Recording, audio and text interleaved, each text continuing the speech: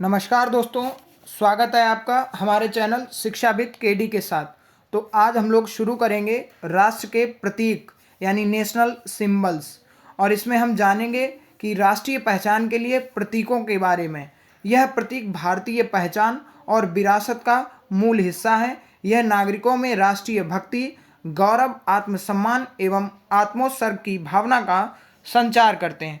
तो पहला पॉइंट जो हमारा लिखा हुआ है वह है राष्ट्रीय ध्वज। तो राष्ट्रीय ध्वज की बात करेंगे, वह हमारा तिरंगा है और इसको 22 जुलाई 1947 को स्वीकार किया गया है। संविधान सभा में इसको स्वीकार किया गया। इसका अनुपात 3:2 है, जिसमें 3 लंबाई का अनुपात है, 2 चौड़ाई का अनुपात है।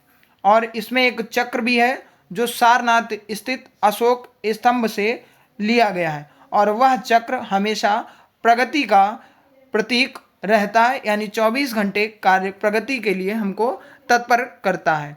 तो चलिए दूसरे पॉइंट की ओर बढ़ते हैं।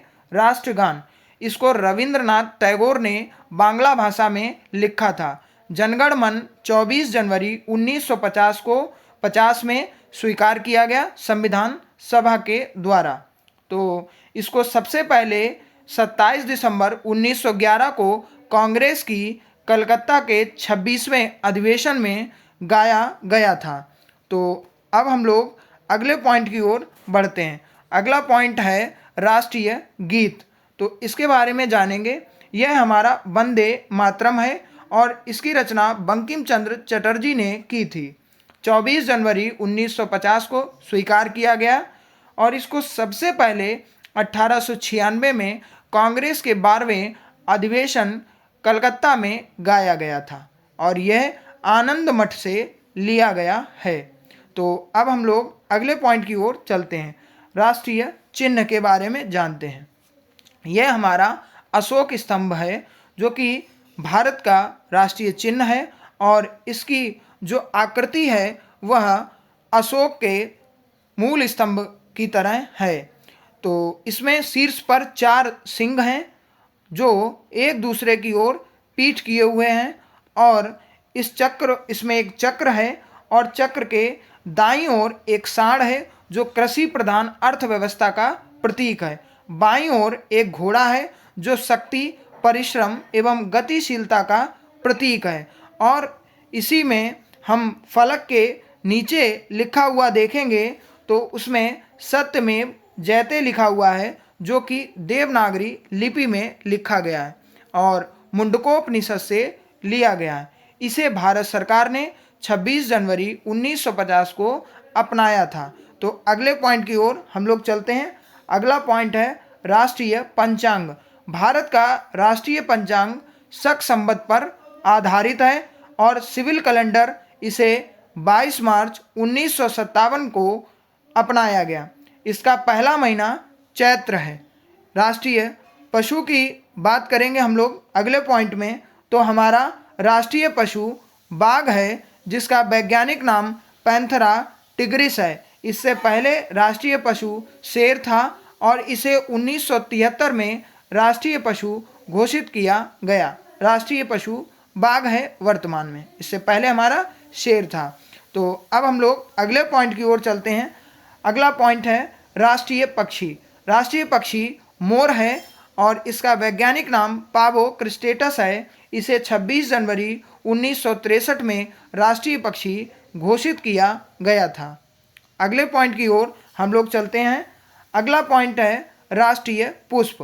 तो ये भारत का राष्ट्रीय पुष्प कमल है, जिसका वैज्ञानिक नाम नीलम्बो न्यूसिफेरा है और यह फूल पवित्रता व लंबे जीवन का प्रतीक है। इसे भी 26 जनवरी 1950 को अपनाया गया था। अगले पॉइंट की ओर हम लोग चलते हैं।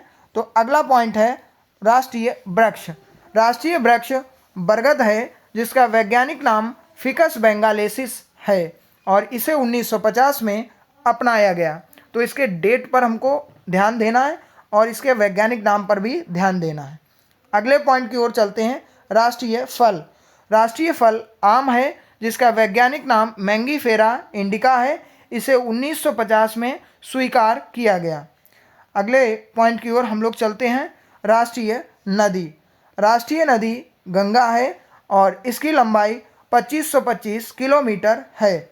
इसे 2008 में तत्कालीन प्रधानमंत्री मनमोहन सिंह ने राष्ट्रीय नदी घोषित किया था। अगले पॉइंट की ओर हम लोग चलते हैं। अगला पॉइंट है राष्ट्रीय विरासत पशु।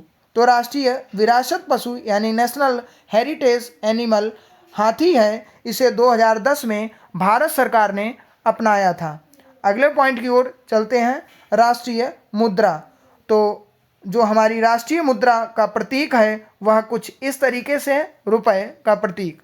इसे 15 जुलाई 2010 को अपनाया गया और इसके जो डिज़ाइनर हैं वह डी उदय कुमार जी हैं। और ये जो हमारा बना हुआ है ये हिंदी में लिपि है देवनागरी, उसके रा को लिया गया, और अंग्रेजी की लिपि है रोमन, उससे आर लिया गया, और दोनों को मिलाकर के ये आज हमारा वर्तमान प्रतीक इस तरीके से दिख रहा है हमको। तो अगले पॉइंट की ओर हम लोग चलते हैं, राष्ट्रीय जलीय जीव। राष्ट्रीय जलीय जीव डॉल्फिन है और इसे 18 मई 2010 को भारत के पर्यावरण एवं वन मंत्रालय ने जलीय जीव घोषित किया है। तो आशा करता हूँ कि ये आपको समझ में आया होगा और इससे कई प्रश्न आपसे एग्ज़ाम में पूछे जाते हैं। तो यदि आप हमारे साथ नए हैं तो हमारे चैनल को सब्सक्राइब करें, शेयर करें। धन्यवाद। खुश रहें, मस्त रहें। शिक्षाविद केडी के